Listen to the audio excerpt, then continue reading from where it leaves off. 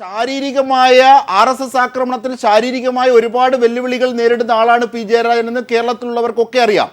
ഇപ്പോൾ അദ്ദേഹം ഏറെ നാളുകളായി ഹൃദ്രോഗവുമായി ബന്ധപ്പെട്ട അസ്വാസ്ഥ്യങ്ങളിൽ ചികിത്സയിലായിരുന്നു. ഈ ഘട്ടത്തിൽ ആശുപത്രിയിൽ നിന്നാണോ അദ്ദേഹം ഇന്ന് നിയമ നടപടികളിലേക്ക് എത്തിയത്? രാഷ്ട്രീയ ആർജവം അദ്ദേഹത്തിനുണ്ടെങ്കിലും മുഖത്ത് ശാരീരികമായ ചില ക്ഷീണവും കാണാം. ആശുപത്രിയിൽ നിന്നാണോ നേരിട്ട് പി ജയരാജൻ ഇന്ന് കോടതിയിലേക്ക് എത്തിയത്? ജിംഷാദ്, ആശുപത്രിയിൽ നിന്ന് തന്നെയാണ്. പെരിയാർ മെഡിക്കൽ കോളേജിൽ ഹൃദയ സംബന്ധമായ അസുഖത്തിന് ചികിത്സയിലായിരുന്നു പി ജയരാജൻ. അവിടെ നിന്നാണ് അദ്ദേഹം കോടതിയിൽ ഹാജരാകുന്നതിന് വേണ്ടി തലശ്ശേരിയിലേക്ക് എത്തിയത്. AKG ആശുപത്രിയുടെ പ്രത്യേകം തയ്യാറാക്കിയ ആംബുലൻസിലാണ് അദ്ദേഹം കോടതിയിൽ ഹാജരാകാൻ വന്നത് എന്നുള്ളത് കൂടി ശ്രദ്ധേയമാണ്. അദ്ദേഹത്തിന് കഴിഞ്ഞ ഒരു 1-2 മാസമായി ശാരീരിക ആവശ്യതകളുണ്ട്. അദ്ദേഹം നേരത്തെ AKG ആശുപത്രിയിലും പിന്നീട് പരിയാരത്തെ സഹകരണ ഹൃദയാലയയിലുമാണ് ചികിത്സ തേടിയിരുന്നത്. ഇപ്പോൾ 1 മാസത്തേക്കാണ് തലശ്ശേരി കോടതി അദ്ദേഹത്തെ റിമാൻഡ് ചെയ്തിരിക്കുന്നത്.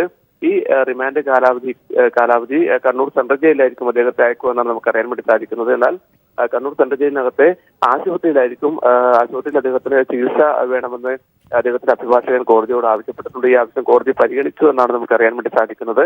അതേസമയം CBIയുടെ ഇത് സംബന്ധിച്ച് മറ്റു നീക്കങ്ങളൊന്നും തന്നെ വ്യക്തമായിട്ടില്ല. നമുക്കറിയാം, തികഞ്ഞ ഇച്ഛാശക്തിയോടുകൂടി തന്നെയാണ് ഈ കേസിനെ പി ജയരാജൻ നേരിടുന്നത്. നേരത്തെയും ഇതിനു മുമ്പ് അരിയിൽ സുക്കൂർ കേസുമായി ബന്ധപ്പെട്ടും അദ്ദേഹത്തെ ജയിലിലടക്കുന്നതിനുള്ള ശ്രമങ്ങൾ നടന്നിരുന്നു. അന്നും അദ്ദേഹത്തിന് ജാമ്യം നിഷേധിച്ചുകൊണ്ട് അദ്ദേഹത്തെ ചോദ്യം ചെയ്യാൻ വിളിച്ചുകൊണ്ട് യാതൊരു മുന്നറിയിപ്പുമില്ലാതെ അറസ്റ്റ് ചെയ്ത് ജയിലിലേക്ക് അടക്കുകയാണ് ചെയ്തത്. അതിന് സമാനമായ മറ്റൊരു സാഹചര്യമാണ് ഇപ്പോൾ കണ്ണൂരിൽ നടന്നുകൊണ്ടിരിക്കുന്നത്. അദ്ദേഹത്തിന്റെ കോടതിയിലെ നടപടിക്രമങ്ങൾ അല്പസമയത്തിനകം പൂർത്തിയാകുമെന്നാണ് അറിയാൻ വേണ്ടി സാധിക്കുന്നത്. അദ്ദേഹത്തെ കൊണ്ടുപോകുന്നതിന് വേണ്ടി ഇവിടെ പ്രത്യേക ആംബുലൻസ് അടക്കം കോടതി പരിസരത്ത് ഒരുക്കിയിട്ടുണ്ട്. ജിംഷാദ്, തീർച്ചയായും ആംബുലൻസിലാണ് പി ജയരാജൻ ഇന്ന് നിയമ നടപടികൾക്കായി എത്തുന്നത്. അതായത് നിയമപരമായും രാഷ്ട്രീയമായും ഈ വിഷയങ്ങളെ നേരിടുമെന്ന് CPIM പറഞ്ഞു. അത് ആവർത്തിക്കുകയാണ് ഇന്ന് പി ജയരാജൻ ചെയ്തത്.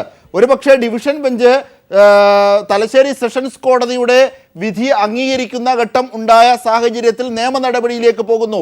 ഇതൊന്നും ഒരു പുത്തരിയല്ല, രാഷ്ട്രീയമായ പ്രവർത്തനത്തിന്റെ ഭാഗമാണ്. ഇത്തരത്തിലാണ് കണ്ടുകൊണ്ടെത്തിയത്. പക്ഷെ ആംബുലൻസിലാണ് പി ജയരാജൻ എത്തിയത്. അത്രയേറെ ക്ഷീണിതനാണോ പി ജയരാജൻ? അജുഷാൻ, അദ്ദേഹത്തിന്റെ ആരോഗ്യസ്ഥിതി വളരെ മോശം തന്നെയാണ്. കഴിഞ്ഞ കുറെ ദിവസങ്ങളായി അദ്ദേഹം ഇവിടെ പരിയാരം ഹൃദയാലയയിൽ ചികിത്സയിലുമായിരുന്നു. അദ്ദേഹത്തിന്റെ ആരോഗ്യസ്ഥിതി മോശമാണെന്ന് തന്നെയാണ് ഡോക്ടർമാരും റിപ്പോർട്ട് നൽകിയിരിക്കുന്നത്. എന്നാൽ മുൻകൂർ ജാമ്യാപേക്ഷ തള്ളിയ പശ്ചാത്തലത്തിൽ നിയമ നടപടികൾ സ്വീകരിക്കുക, ഇതുമായി ബന്ധപ്പെട്ട് നിയമ നടപടികൾ സ്വീകരിക്കാമെന്ന തീരുമാനത്തിന്റെ അടിസ്ഥാനത്തിലാണ് CPIM കണ്ണൂർ ജില്ലാ കമ്മിറ്റിയുടെ തീരുമാനത്തിന്റെ അടിസ്ഥാനത്തിലാണ് അദ്ദേഹം ഇന്ന് കോടതിയിൽ ഹാജരായിരിക്കുന്നത്. ആംബുലൻസിൽ തന്നെയാണ്. പി വി കുട്ടൻ ദയവായി തുടരുക. ഇപ്പോൾ അഭിഭാഷകൻ കൂടിയായ അഡ്വക്കേറ്റ് ഉദയഭാനു നമ്മോടൊപ്പം ചേരുകയാണ്. ശ്രീ ഉദയഭാനു, UAPA ചുമത്തിയതടക്കം എല്ലാ അസ്വാഭാവിക സാഹചര്യവുമാണ് ഈ കേസിൽ ഉള്ളതെന്നാണ് CPIM ആരോപിക്കുന്നത്. ഒരുപക്ഷെ RSSന് CBI അയച്ച കത്തും CBIയുടെ സത്യവാങ്മൂലത്തിൽ അതേ വരികൾ പ്രതിധ്വനിച്ചതും ഈ ആരോപണത്തെ ശരിവെക്കുന്നതായി നിഷ്പക്ഷ ലോകവും നിരീക്ഷിക്കുന്നു.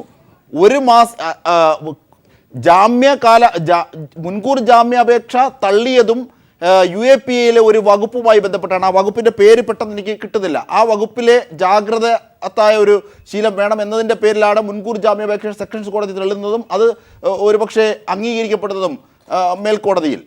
ഈ സാഹചര്യമൊക്കെ നിലനിൽക്കുമ്പോൾ ശ്രീ ഉദയഭാനു, ശ്രീ പി ജയരാജൻ നിയമപരമായി ഏതൊരു പൗരനും സ്വീകരിക്കാവുന്ന ഒരു മാർഗം സ്വീകരിച്ചുകൊണ്ട് നിയമവ്യവസ്ഥയ്ക്ക് കീഴടങ്ങിയിരിക്കുകയാണ് ഇന്ന്. അത് UAPA നിയമമായതുകൊണ്ട് UAPAയെ കുറിച്ചുള്ള പ്രത്യയശാസ്ത്രപരമായിട്ട് ഒരു വിശകലനം പൊതുവായിട്ട് ഇന്ന് വന്നിട്ടുള്ളതും വിലയിരുത്തപ്പെടുന്നതും ഇത് പൗരാവകാശങ്ങളുടെയും മനുഷ്യാവകാശങ്ങളുടെയും ലംഘനം നടത്തുന്ന ഒരു നിയമം തന്നെയാണ്. പഴയ അടിയന്തരാവസ്ഥക്കാലത്തെ ഓർമ്മിപ്പിക്കുകയും അതിന് ഫ്യൂഡൽ വ്യവസ്ഥക്കാലത്തെ മറ്റും ഓർമ്മിപ്പിക്കുന്ന രീതിയിൽ മനുഷ്യാവകാശങ്ങളെ ലംഘിക്കുന്ന ഒരു നിയമം തന്നെയാണ്. ഇവിടെ ഈ യാന്ത്രിക ബോംബാണോ മനുഷ്യനിർമ്മിത ബോംബാണോ അല്ലെ നാടൻ ബോംബാണോ എന്നുള്ളൊരു വിഷയമല്ല. ഇവിടെ ശ്രീ ജയരാജൻ പ്രതിയായിരുന്നു എങ്കിൽ CBI അന്വേഷണ ഘട്ടത്തിൽ 2 വട്ടം മുൻകൂർ ജാമ്യാപേക്ഷ സമർപ്പിച്ചിട്ടും എന്തേ മൗനം പാലിച്ചത്? അദ്ദേഹം പ്രതിയാണെന്ന് പറയായിരുന്നത്, അദ്ദേഹം പ്രതിയായിരുന്നുവെങ്കിൽ CBI ഇപ്പൊ പറയുന്നത് ഈ കൊല്ലപ്പെട്ട മനോജിനോട് വിരോധം പി ജയരാജന് മാത്രമാണ് ഉണ്ടായിരുന്നത്. വിക്രമൻ എന്ന മുഖ്യപ്രതിയുമായിട്ട് പി ജയരാജന് വളരെ മെച്ചപ്പെട്ട അടുപ്പം ഉണ്ടായിരുന്നു. ഇതാണ് ആക്ഷേപം എങ്കിൽ ഇത്തരം തെളിവുകൾ ഉണ്ടാകണമല്ലോ. ആ തെളിവുകൾ ശേഖരിക്കപ്പെട്ടതായിരിക്കുമല്ലോ, അല്ലെങ്കിൽ തെളിവുകൾ സാക്ഷിമൊഴിയിൽ നിന്ന് വന്നതായിരിക്കുമല്ലോ. അത്തരം തെളിവുകൾ അവരുടെ പക്കൽ ഉണ്ടായിരുന്നുവെങ്കിൽ എന്തുകൊണ്ട് ഈ പി ജയരാജന്റെ മുൻകൂർ ജാമ്യാപേക്ഷ 2 ഘട്ടത്തിൽ തലശ്ശേരി സെഷൻസ് കോടതിയിൽ വരുമ്പോഴും CBI അദ്ദേഹത്തെ പ്രതിയാക്കിയില്ല. പിന്നീട് നിയമപരമായി ഇതിനെ വീണ്ടും ഹൈക്കോടതിയിലെ ഭരണഘടനാ ലംഘനം എന്ന നിലയിൽ ചോദ്യം ചെയ്യപ്പെടുന്ന ഒരു ആശങ്ക വന്ന ഘട്ടത്തിലാണ് ഇതിന് പറയുന്ന പ്രതിയായി എന്ന്. അപ്പൊ ശ്രീ പി ജയരാജൻ സ്വാഭാവികമായിട്ടും നിയമവിധേയമായി കിട്ടേണ്ട ആനുകൂല്യങ്ങൾക്ക് വേണ്ടി ഹൈക്കോടതിയെ സമീപിച്ചു. ഹൈക്കോടതി അത് പരിഗണിക്കാനായിട്ട് വിസമ്മതിച്ചു. പക്ഷെ ശ്രീ ഉദയഭാനു അത് പരിഗണിക്കുന്ന ഘട്ടത്തിലാണ്, അതായത് ഈ UAPA ചുമത്തിയതാണ് ഇത്തരത്തിൽ മുൻകൂർ ജാമ്യ അപേക്ഷ പോലും തള്ളാനുണ്ടായ കാര്യം. ഇത് 1/7/2014 ഇളന്തോടത്ത് മനോജ് കൊല്ലപ്പെടുന്ന ഘട്ടത്തിൽ സംസ്ഥാന സർക്കാർ തന്നെ UAPA ചേർത്താണ് ഈ രാഷ്ട്രീയ കൊലപാതകം എടുക്കുന്നതും. ഇതൊക്കെ കൂട്ടി വായിക്കേണ്ടതില്ലേ?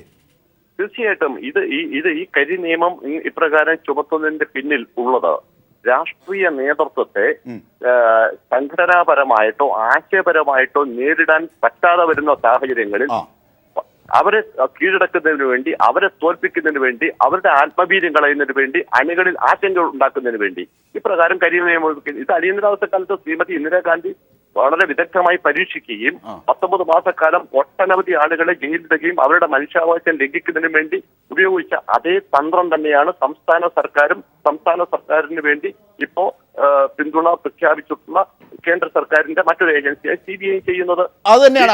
അതായത് താങ്കൾ പറഞ്ഞതിന്റെ രാഷ്ട്രീയമാനം ഒരുപക്ഷെ വർദ്ധിക്കുന്നതും അവിടെയാണ്. നിയമപരമായ പരിപ്രേക്ഷ്യത്തിൽ അതായത് ലാലു പ്രസാദ് യാദവിന്റെ മകൾക്ക് പോലും ആ നിയമത്തിന്റെ പേരാണ് ഇട്ടത്, മിസ റൗളട്ട് ആക്ട് എന്ന് ബ്രിട്ടീഷുകാർ. അതിന്റെ ഒരു തുടർച്ചയായി UAPA എത്തുന്നു. ഒരുപക്ഷെ അത്തരം സംവിധാനങ്ങളിൽ ഉപയോഗിക്കപ്പെട്ട അതേ നിയമം തന്നെ ജയരാജന് മേൽ ചുമത്തപ്പെട്ടു എന്നത് സംസ്ഥാന സർക്കാർ തലത്തിലെ എന്നുള്ളത് RSSന്റെ ഗൂഢാലോചനയ്ക്ക് അപ്പുറത്തേക്ക് ഇന്ന് പി ജയരാജൻ പറഞ്ഞതുപോലെ ഒരു ലിങ്ക് UDF RSS അതിലേക്കൊക്കെ സംശയിക്കാവുന്നതാണ്. അപ്രകാരമുള്ള ഒരു സ്ഥിരീകരണത്തിന് നാം ഇപ്പോ മുതിരണമെങ്കിൽ തെളിവുകൾ വേണം.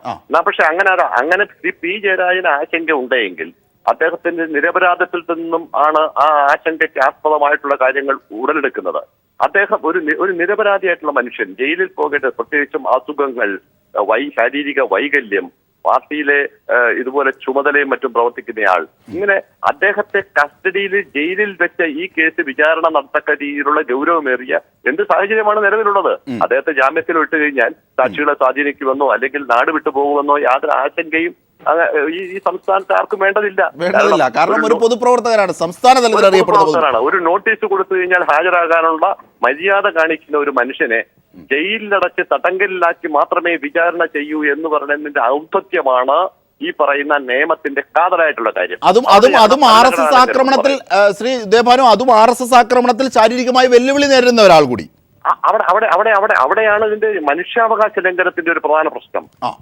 ഒരു മനുഷ്യനെ പീഡിപ്പിക്കുന്ന കാര്യത്തിൽ ഭരണകൂടം ഇടപെടുന്നത് എത്രമാത്രം ഗൗരവത്തോടു കൂടിയാണ് എന്ന്, എത്രമാത്രം താല്പര്യം കാണിക്കുന്നുവെന്ന്, അതും പ്രതിപക്ഷ രാഷ്ട്രീയപ്പെട്ട ആളുകളെ അവിടെയാണ് നാം മനസ്സിലാക്കേണ്ടത്. ഇവിടെ കള്ളക്കടത്തുകാരെയോ അല്ലെങ്കിൽ കരിഞ്ചന്തക്കാരെയോ മയക്കുമരുന്ന് ലോബിയെയോ അടിച്ചമർത്താൻ വേണ്ടിയിട്ട് ഇത്ര നിയമങ്ങൾ ഉപയോഗിക്കുന്നതിന് വേണമെങ്കിൽ ഒരുപക്ഷെ നമുക്ക് ന്യായീകരിക്കാം, മനുഷ്യാവകാശ ലംഘനം. പക്ഷെ ഇവിടെ ആശയപരമായി രാഷ്ട്രീയ പ്രവർത്തനം നടത്തുകയും താൻ ജീവിക്കുന്ന പ്രദേശത്തെ സാധാരണക്കാർക്ക് വേണ്ടി പൊരുതുകയും പടപൊരുതുകയും ചെയ്യുന്ന, സ്വന്തം ശരീരത്തിന്റെ ഒരു ഭാഗം നഷ്ടപ്പെട്ടാൽ പോലും താൻ അവർക്ക് വേണ്ടി പ്രവർത്തിക്കുന്ന പ്രതിജ്ഞാബദ്ധനായി നിൽക്കുന്ന ഒരു മനുഷ്യനെ ജയിലിലടച്ച് വേണം വിചാരണ നടത്താൻ എന്ന് വരുമ്പോൾ ഈ ഒരു പരിഷ്കൃത സമൂഹത്തിന് ചേർന്നതല്ല ഈ നിയമവ്യവസ്ഥിതി എന്ന് നാം ഉറക്കെ പറയേണ്ടി വരും. തീർച്ചയായും നിയമപരവും രാഷ്ട്രീയവും ഒപ്പം മനുഷ്യാവകാശ ധ്വംസനത്തിന്റെ അംശങ്ങൾ കൂടി ഇതിലുണ്ട് എന്ന് താങ്കൾ നിരീക്ഷിക്കുന്നു. ഇനി നമുക്ക് നിയമപരമായ ചില കാര്യങ്ങളിലേക്ക് പോകാം.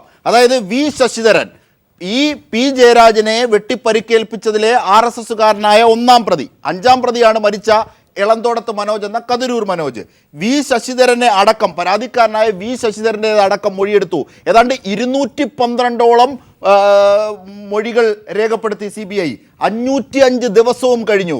അപ്പോഴൊന്നുമില്ലാത്ത കാര്യം മുൻകൂർ ജാമ്യാപേക്ഷയുടെ ആദ്യഘട്ടത്തിലും പി ജയരാജൻ പ്രതിയല്ല എന്ന് പറഞ്ഞ CBI 2 ദിവസം കഴിഞ്ഞ് ഏതാണ്ട് 42 മണിക്കൂർ കഴിയുമ്പോൾ എങ്ങനെ പ്രതിയാകുന്നു എന്നത് അതൊരു പക്ഷേ അന്വേഷണത്തിന്റെ നാൾ വഴികളിൽ അപൂർവമാണോ ശ്രീ ഉദയഭാനു?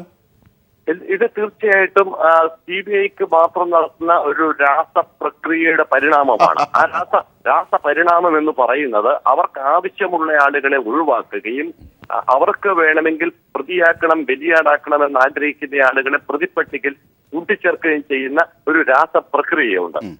ആ രാസപ്രക്രിയക്ക് ഉത്തേജക മരുന്നാകുന്നത് ഇതേപോലുള്ള രാഷ്ട്രീയമായിട്ടുള്ള ലക്ഷ്യങ്ങളാണ്. അത് മറ്റാരുടെയോ താല്പര്യങ്ങൾക്ക് വഴങ്ങി പ്രവർത്തിക്കുമ്പോഴാണ് അവിടെയാണ് ഇതിൽ സംഭവിക്കുന്ന മനുഷ്യാവകാശം. കാരണം നാളിതുവരെ ഈ കേസ് അന്വേഷിച്ചിട്ട് ഈ പറയുന്ന രീതിയിലുള്ള ഗൂഢാലോചനയിൽ ശ്രീ ജയരാജനുള്ള പങ്കാളിത്തം ഏതെങ്കിലും ഒരു ഘട്ടത്തിൽ പുറത്തു വരികയോ അദ്ദേഹം ഉണ്ട് എന്ന് CBIക്ക് ബോധ്യം വന്നു എന്ന് വിചാരണ കോടതിയെ അറിയിക്കുകയോ ചെയ്യാത്ത സാഹചര്യത്തിൽ ശ്രീ ജയരാജന്റെ മുൻകൂർ ജാമ്യാപേക്ഷ പരിഗണിക്കുന്ന ഘട്ടത്തിൽ മാത്രം അദ്ദേഹം പ്രതിയാണെന്ന് പറഞ്ഞുകൊണ്ട് അതും 2 വട്ടം വിചാരണ കോടതിയിൽ പറയാതിരിക്കുകയും ചെയ്ത് ഇപ്പോൾ പറയുകയും ചെയ്യുമ്പോൾ തീർച്ചയായിട്ടും അത് സംശയിക്കാം. ഇത് എന്തോ തരത്തിലുള്ള ഗൂഢാലോചനയും രാഷ്ട്രീയമായിട്ടുള്ള ലക്ഷ്യങ്ങളും വെച്ചുകൊണ്ടാണ് ശ്രീ ജയരാജനെ പ്രതിയാക്കിയത്. അങ്ങനെയെങ്കിൽ നിയമപരമായ ഒരു കാര്യം കൂടി അറിയാനുണ്ട്. അതായത് വിചാരണ കോടതിയെ ഈ ഘട്ടത്തിൽ പോലും അറിയിക്കാതെ ഇപ്പോൾ ഒരുപക്ഷെ UAPAയുടെ ഒരു പ്രത്യേക വകുപ്പ് പ്രകാരം മുൻകൂർ ജാമ്യാപേക്ഷ തള്ളുന്നതിലേക്കൊക്കെ കാര്യങ്ങൾ പോയെങ്കിലും അത് നിയമപരമായ ചില നടപടികളുടെ പരിമിതിയാണ്. ഇനി വിചാരണ കോടതിയെപ്പോലും മുൻകൂർ ജാമ്യാപേക്ഷയുടെ ഘട്ടത്തിൽ CBIക്ക് ഈ പ്രതിയല്ല എന്ന് അറിയിക്കേണ്ടി വന്ന ആൾ, നമ്മൾ നേരത്തെ പറഞ്ഞതുപോലെ ഇത്രയേറെ കാരണങ്ങൾ കൊണ്ട് പ്രതിയല്ല എന്ന് അറിയിക്കപ്പെടേണ്ട ഒരാൾ ഈ ഘട്ടത്തിൽ പ്രതിയായി എന്നത് ഒരുപക്ഷെ രാഷ്ട്രീയ ഗൂഢാലോചനയാണെന്ന് നിയമത്തെ ബോധ്യപ്പെടുത്താനാകുമല്ലോ, ജുഡീഷ്യറി സംവിധാനങ്ങളെ ബോധ്യപ്പെടുത്താനാകുമല്ലോ. അപ്പോൾ മുമ്പോട്ടുള്ള ഘട്ടത്തിൽ P ജയരാജന് ഏത് തരത്തിലാകും ഈ കേസ് ബാധിക്കുക? അവിടെയാണ് നാം ആശങ്കപ്പെടേണ്ട മറ്റൊരു കാര്യം. ഇന്ന് ശ്രീ P ജയരാജൻ നിയമവ്യവസ്ഥയ്ക്ക് വിധേയമായി കോടതിയിൽ ഹാജരായി. കോടതിയിൽ ഹാജരായ ശ്രീ P ജയരാജനെ CBI അന്വേഷണ ഉദ്യോഗസ്ഥന്മാർ തീർച്ചയായിട്ടും കസ്റ്റഡിയിൽ വാങ്ങും. കസ്റ്റഡിയിൽ വാങ്ങുമ്പോൾ ഈ P ജയരാജന്റെ ഇംഗിതത്തിന് വിരുദ്ധമായി തന്നെ അവർ ഒരു മൊഴി രേഖപ്പെടുത്തി ആ മൊഴി ജയരാജൻ പറഞ്ഞതാണ് എന്ന് വരുത്തി തീർത്തുകൊണ്ടൊരു തെളിവ് അവർ കൃത്രിമമായിട്ടുണ്ടാക്കും. അടിസ്ഥാനത്തിൽ ഒരു കുറ്റസമ്മത മൊഴി, അതാണ് നമ്മൾ ആശങ്കപ്പെടേണ്ടത്. ആ കുറ്റസമ്മത മൊഴിയുടെ അടിസ്ഥാനത്തിലായിരിക്കും ഈ P ജയരാജനെ തുടർന്നുള്ള ദിവസങ്ങളിൽ CBI വേട്ടയാടാൻ പോകുന്നതും ആ വേട്ടയാടലിന്റെ പ്രതിഫലനങ്ങൾ കേരളീയ പൊതുസമൂഹത്തിൽ ഉണ്ടാകാൻ പോകുന്നതും. തീർച്ചയായും അത് വളരെ പ്രത്യാഘാതങ്ങൾ വിളിച്ചു വരുത്തുന്നതാവും. തീർച്ചയായിട്ടും വളരെയധികം പ്രത്യാഘാതങ്ങൾ തീർച്ചയായിട്ടും ഇപ്പോൾ തന്നെ തുടങ്ങി കഴിഞ്ഞല്ലോ. നിയമപരമായി ഒരു പൗരന് കിട്ടേണ്ട അവകാശങ്ങൾ ലംഘിക്കപ്പെടുമ്പോൾ അത് ഭരണഘടനാപരമായിട്ടുള്ള ഒരു പ്രത്യാഘാതം തന്നെയാണ്. ഇവിടെ P ജയരാജനെ പോലെ ഒരാൾ സ്വതന്ത്രനായി നടന്നു എന്ന് വന്നു കഴിഞ്ഞാൽ എന്ത് സംഭവിക്കാനാണ് വിചാരണയിൽ അദ്ദേഹത്തെ? കാരണം CBIക്ക് പറയേണ്ട സാക്ഷികൾ മുഴുവൻ CBI മൊഴി രേഖപ്പെടുത്തി കഴിഞ്ഞു. അവർ അതിന്റെ നിയമപരമായ സുരക്ഷിതത്വം എല്ലാം ഉറപ്പാക്കി കഴിഞ്ഞു. ജയിലിൽ കിടക്കുന്ന ജയരാജനും പുറത്തു നിൽക്കുന്ന ജയരാജനും ആർക്കാണ് ശക്തി എന്ന്, അല്ലെങ്കിൽ ആരാണ് കൂടുതൽ ശക്തിമാനാകുന്നത് എന്നുള്ള കാര്യം അത് ജനകീയ കോടതിയാണല്ലോ. തീർച്ചയായും അത് ജനകീയ കോടതിയിൽ വരേണ്ട കാര്യമാണ്. ഒരുപക്ഷെ ജയിലിനുള്ളിൽ കിടക്കുന്ന ജയരാജനാണോ അല്ലെങ്കിൽ ജയിലിന് പുറത്തുള്ള ജയരാജനാണോ CPIM വിരുദ്ധർക്ക് ഏറ്റവും കൂടുതൽ ഭീഷണിയും അപകടവും ഉണ്ടാക്കുന്നത്? പക്ഷേ നിയമപരമായ വിഷയത്തിലേക്ക് വന്നാൽ ശ്രീ ഉദയഭാനു, താങ്കൾ പറഞ്ഞതുപോലെ ഇപ്പോൾ കുറ്റം സമ്മതിച്ചു എന്ന രീതിയിൽ CBI എഴുതി ചേർക്കുന്ന ഒരു ഫാബ്രിക്കേറ്റഡ് കുറ്റസമ്മത മൊഴി അല്ലെങ്കിൽ അത്തരത്തിലുള്ള കാര്യങ്ങളുമായി ബന്ധപ്പെട്ട വേട്ടയാടലിനുള്ള അവസരം CBIക്കുണ്ട് എന്ന് താങ്കൾ പറയുമ്പോൾ അതിനെ അതിജീവിക്കാൻ P ജയരാജന് നിയമപരമായി വശങ്ങളില്ലെന്നാണോ ഈ കേസിൽ? നമുക്ക് അതിനെ അതിജീവിക്കാനുള്ള ആർജവം നമുക്കുണ്ടെങ്കിൽ തന്നെയും നമ്മുടെ അറിയാം, നമ്മുടെ നിയമവ്യവസ്ഥയിൽ അന്വേഷണ ഏജൻസി എന്ന നിലയിൽ CBIക്ക് കുറച്ചുകൂടെ ഒരു എന്തോ തരത്തിലുള്ള ഗ്ലാമർ ഉണ്ട് എന്നൊരു തോന്നിയ CBI കൂട്ടിലടച്ച തത്തയാണെന്ന് നിരവധി ഘട്ടങ്ങളിലെല്ലാം പറഞ്ഞുവെങ്കിൽ തന്നെയും CBI അന്വേഷിച്ചാൽ എല്ലാം നേരെയാകും എന്ന മട്ടിൽ, അല്ലെങ്കിൽ CBI പറയുന്നത് മുഴുവൻ സത്യമായിരിക്കും എന്ന ഒരു വിശ്വാസം അന്വേഷണ ഏജൻസികളിൽ, ജനങ്ങളിൽ, അതേപോലെ തന്നെ നിയമവ്യവസ്ഥയുമായി ബന്ധപ്പെട്ട കോടതികൾക്ക് പോലും ഉണ്ട് എന്നാണ് നമുക്ക് മുൻകാല ചരിത്രങ്ങളിൽ മനസ്സിലാകുന്നത്. അതുകൊണ്ട് തന്നെ CBI ശരിയെന്ന രീതിയിൽ കോടതിയിൽ സമർപ്പിച്ചേക്കാവുന്ന ഈ കുറ്റസമ്മത മൊഴി ഒരുപക്ഷെ എത്ര ആർജവത്തോടെ അതിനെ പ്രതിരോധിച്ചാലും ആദ്യ നാളുകളിൽ അത് കോടതികൾ എടുക്കുമ്പോൾ UAPA നിയമം ശക്തമായി നിൽക്കുന്നിടത്തോളം കാലം അതിന്റെ ഒരു വിചാരണ ഘട്ടത്തിന്റെ ഒരു നല്ലൊരു ശതമാനം സമയം തന്നെ അതിൽ മാത്രം ഊന്നി നിന്നുകൊണ്ട് അവർക്ക് പോകാൻ കഴിയും. അതുകൊണ്ട് ജാമ്യം ഉടനെ ലഭിക്കുക എന്നത് ഒരു മരീചിക തന്നെയാണ് എന്നാണ് ഞാൻ മനസ്സിലാക്കുന്നത്. 180 ദിവസങ്ങൾ കഴിയേണ്ടി വരും എന്നാണോ? തീർച്ചയായിട്ടും അത് കഴിഞ്ഞാൽ ഒരുപക്ഷെ അതിനു മുമ്പ് കുറ്റപത്രം സമർപ്പിച്ചാൽ ആ ഒരു സാധ്യതയും അടഞ്ഞു പോകും. അതാണ് അപ്പോൾ യഥാർത്ഥത്തിൽ മുമ്പോട്ട് വരുന്ന കാര്യങ്ങൾ, അതായത് UAPA ചുമത്തിയതിൽ ഒരുപക്ഷെ ഇത്രയേറെ ആസൂത്രിതമായ ഒരു മുൻകൂട്ടി കാണൽ ഉണ്ടായിരുന്നു, അത് സംസ്ഥാന തലത്തിൽ നിന്ന് തുടങ്ങി എന്നത് തീർച്ചയായും CPIM ആരോപിക്കുന്നത് പോലെ ആശങ്കയ്ക്ക് വകവെക്കേണ്ട ചർച്ചകൾക്ക് തുടക്കം കുറിക്കുക തന്നെയാണ്. ശ്രീ ഉദയഭാനു, നിയമപരമായ കാര്യങ്ങൾ കൂടി സമ്മാനിച്ചതിന്, വിശകലനങ്ങൾ നടത്തിയതിന് വളരെ നന്ദി. ഈ ഘട്ടത്തിൽ A റഹീം കൂടി നമ്മോടൊപ്പം ചേരുകയാണ്. ശ്രീ റഹീം, അതായത് സംസ്ഥാന സർക്കാരിൻ്റെ തലത്തിൽ UAPA ചുമത്തപ്പെടുന്ന ഒരു കേസ് രാഷ്ട്രീയ കൊലപാതകത്തിൽ അന്യവും അസാധാരണവുമായ ഒരു രീതി, തുടർന്ന് അത് CBIയിലേക്ക് എത്തുന്നു. CBIക്ക് RSS തിട്ടൂരം കൊടുക്കുന്നു, അല്ലെങ്കിൽ കത്ത് കൊടുക്കുന്നു. ആ കത്ത് പ്രകാരമുള്ള അതേ വാക്കുകൾ CBIയുടെ സത്യവാങ്മൂലത്തിൽ വരുന്നു. ആദ്യം പറഞ്ഞ PJ രാജൻ പ്രതിയല്ല എന്ന ഘട്ടത്തിൽ നിന്നും CBI പ്രതിയാണ് എന്ന ഘട്ടത്തിലേക്ക് ഒടുവിൽ എത്തിച്ചേരുന്നു. 505 ദിവസങ്ങളില്ലാത്ത പ്രതിയാണ് 508-ാം ദിവസം എത്തിയത്. ഇത്രയേറെ കാര്യങ്ങളെ കൂട്ടി വായിക്കേണ്ടതുണ്ടോ? ഇത് രാഷ്ട്രീയ ഗൂഢാലോചനയുടെ ഭാഗമാണെന്ന് നിങ്ങൾ പറയുന്നതിനെ സാധൂകരിക്കുന്നതാണോ റഹീം? തീർച്ചയായും. മുമ്പൊരിക്കൽ ഇതേ CBIയെ കുറിച്ചാണ് സുപ്രീം കോടതി നിരീക്ഷിച്ചത് കൂട്ടിലടച്ച തത്തയാണെന്ന്. പക്ഷേ തുടർന്ന് ഈ അടുത്ത കാലത്ത് നടന്ന സംഭവങ്ങൾ നമുക്ക് മനസ്സിലാകും അത് കൂട്ടിലടച്ച തത്ത എന്ന പ്രയോഗം മാറ്റി യഥാർത്ഥത്തിൽ തുടലിട്ട ഒരു നായയെ പോലെ CBI പെരുമാറുകയാണ്. അത് നിങ്ങളുടെ പോളിറ്റ് ബ്യൂറോ അംഗം പറയുകയും അത് വളരെ കൃത്യമാണ്. കാരണം ഡൽഹി ഗവൺമെൻറ്റിനെ അട്ടിമറിക്കുന്നതിന് വേണ്ടി കെജ്രിവാളിൻ്റെ ഓഫീസിലേക്ക് നടത്തിയ റെയ്ഡ് എന്താണോ BJPയുടെ താല്പര്യം അതുപോലെ ചെയ്യണം. ഇപ്പോൾ ഇവിടെ കണ്ണൂരിൽ രാഷ്ട്രീയ കൊലപാതകങ്ങൾ നടക്കുന്ന ആദ്യമായിട്ടല്ല. ഞങ്ങളൊരു കൊലപാതകവും പ്രോത്സാഹിപ്പിക്കുന്ന പാർട്ടിയൊന്നുമല്ല. എന്തുകൊണ്ടാണ് RSSും ഞങ്ങളും തമ്മിൽ ഏറ്റുമുട്ടൽ നടക്കുന്നത്? ഒരു സംശയവും വേണ്ട. RSSൻ്റെ ന്യൂനപക്ഷ വേട്ടയ്ക്കെതിരായിട്ട് പ്രതിരോധിക്കുന്ന ഒരു പാർട്ടി എന്ന നിലയിലുള്ള ശത്രുതയാണ് RSSന് ഞങ്ങളോടുള്ളത്. അത് പ്രത്യയശാസ്ത്രപരമാണ്, രാഷ്ട്രീയമാണ്. അത്തരം കാര്യങ്ങളിൽ ഞങ്ങളെടുക്കുന്ന നിലപാടിനോട് RSSനോട് ഞങ്ങൾക്ക് സ്വാഭാവികമായി രാഷ്ട്രീയമായ പ്രയാസങ്ങളുണ്ടാകും. അവരുടെ അധികാരം ദുരുപയോഗം ചെയ്ത് അവരുടെ അന്വേഷണ ഏജൻസിയായി ഇപ്പോൾ നിലനിൽക്കുന്ന CBIയെ അതിനുവേണ്ടി രാഷ്ട്രീയമായി ഉപയോഗിക്കുകയും ചെയ്യും. പക്ഷേ ഇവിടെ ഉയരുന്ന പ്രധാനപ്പെട്ട ഒരു ചോദ്യം രാജാവിനേക്കാൾ വലിയ രാജഭക്തിയോടുകൂടി പെരുമാറിയ UDF ഗവൺമെൻറ്റിനെ കുറിച്ചാണ്. UAPA ചാർത്തുകയാണ്. ഞങ്ങൾ ചോദിക്കുന്നു, ഈ ഉമ്മൻചാണ്ടി ഗവൺമെൻറ് വന്നതിന് ശേഷം എടുത്ത വിവിധ കേസുകളിൽ നിങ്ങളെടുത്ത നിലപാടെന്താണ്? തിരുവനന്തപുരത്ത് സജിൻ ഷാഹുൽ ആക്രമിക്കപ്പെട്ടു. സജിൻ ഷാഹുൽ 32 ദിവസമാണ് ബോംബേർ ഏറ്റ്, ഇതേപോലെ ബോംബേർ ഏറ്റ് തിരുവനന്തപുരത്തെ പ്രധാനപ്പെട്ട ഒരു ആശുപത്രിയിൽ കിടന്നു. 32 ദിവസം വെന്റിലേറ്ററിലായിരുന്നു. അതിനിടയിൽ പിടിയിലായ പ്രതികൾ 32ാമത്തെ ദിവസം സജിൻ ഷാഹുൽ മരിക്കുമ്പോൾ അല്ല ധനുവച്ചപുരം ITയിൽ വെച്ച് സജിൻ ഷാഹുൽ എന്ന് പറയുന്ന 18 വയസ്സുകാരനെ RSSകാർ ബോംബെറിഞ്ഞ് കൊലപ്പെടുത്തിയ കേസാണ്.